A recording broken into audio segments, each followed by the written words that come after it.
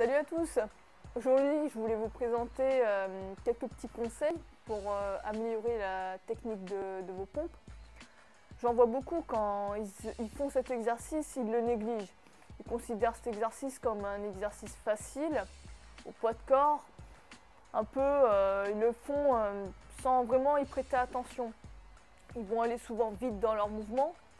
Ils auront souvent des formes dégueulasses et ça sur le long terme c'est pas bon parce qu'ils risquent de se créer des blessures, mais également ils ne peuvent pas profiter pleinement de l'exercice.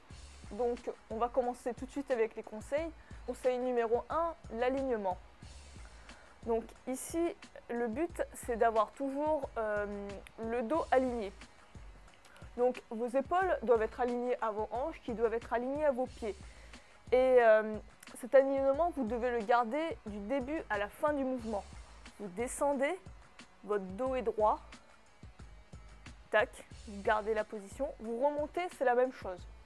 En fait, vous vous imaginez comme si vous étiez une planche et que cette planche ne devait pas du tout bouger.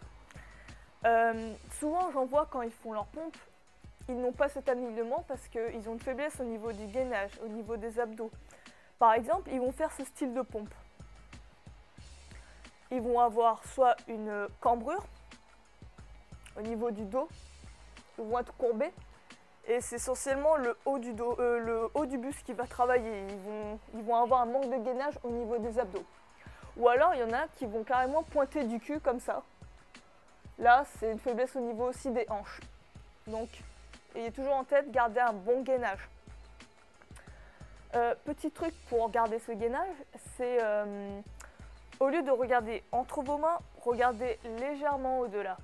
Voire même tout droit, mais légèrement au-dessus, pour avoir un alignement correct de la tête avec la colonne vertébrale. Conseil numéro 2, le placement des mains. Alors ici, évitez par exemple d'avoir des placements de mains un peu exotiques. Il y en a par exemple, ils aiment bien faire leur pompe sur le dos des mains. Il y en a d'autres, par exemple, au fil des répétitions, ils vont avoir tendance à avoir des mains en forme de bec de canard. Ils vont s'appuyer essentiellement sur le bas de la main, mais également le bout des doigts. Non, ici, essayez de profiter pleinement de votre main.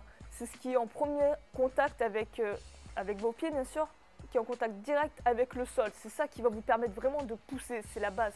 Donc, appuyez avec toute votre main. La paume, comme le bas de la paume, les doigts et les pouces. Profitez de ça, vous verrez que vous serez plus stable, que vous aurez plus de force dans la poussée. Vos pompes ne seront que meilleures. Conseil numéro 3, les coudes. Donc ici, pendant le mouvement, il faut que vous ayez une pleine amplitude de mouvement. Vous descendez en bas et vous remontez jusqu'à avoir les coudes tendus. Ne faites pas des quarts de mouvement ou des demi-mouvements, bien tendus.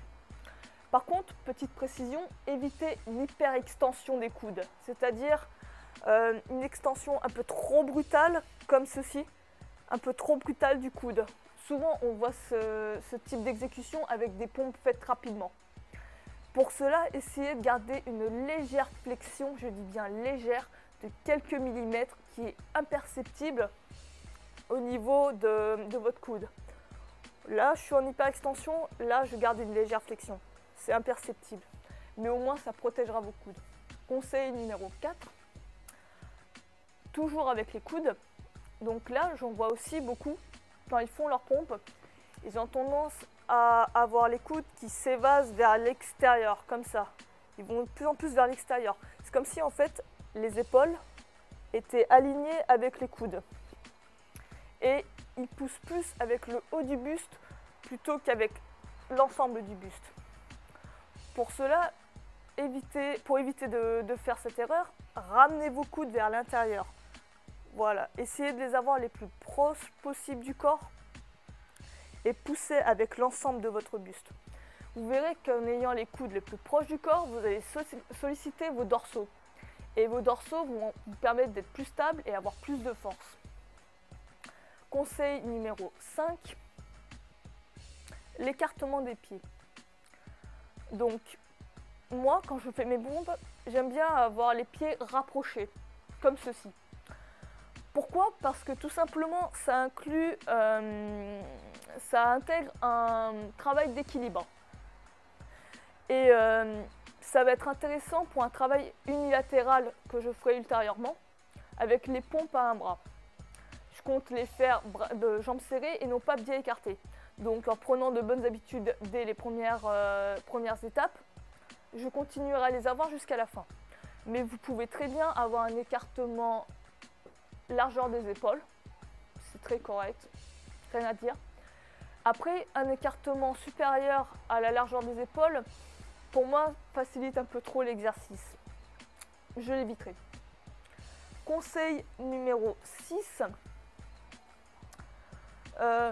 Ne vous laissez pas tomber sur la phase négative du mouvement, c'est-à-dire la descente, comme ceci. J'en vois beaucoup qui, lorsque font leur pompe, ils se concentrent essentiellement sur la poussée et négligent complètement la descente.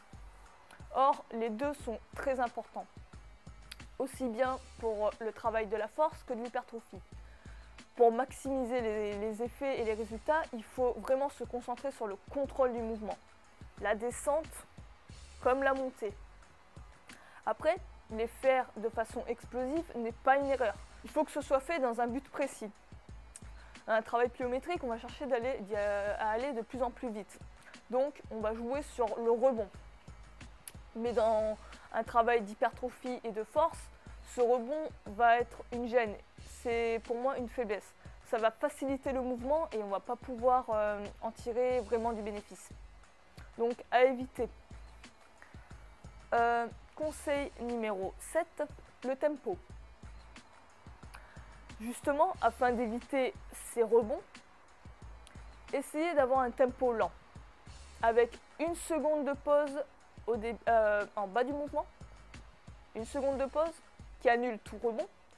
Vous remontez lentement, tempo de 2 secondes par exemple, et une seconde de pause à la fin du mouvement. Ainsi, vous n'aurez pas l'habitude à jouer avec l'élan et à faire des pompes pliométriques. Conseil numéro 8, la respiration. La respiration, ici, vous allez essayer de coordonner votre respiration avec le mouvement. Sur la phase négative, vous allez inspirer. Sur la phase positive, vous allez expirer. La respiration ici doit être une aide pour vous aider à pousser. L'expiration doit au contraire vous permettre de décoller, d'avoir plus de puissance dans vos mains pour finir la pompe. Aidez-vous de la respiration.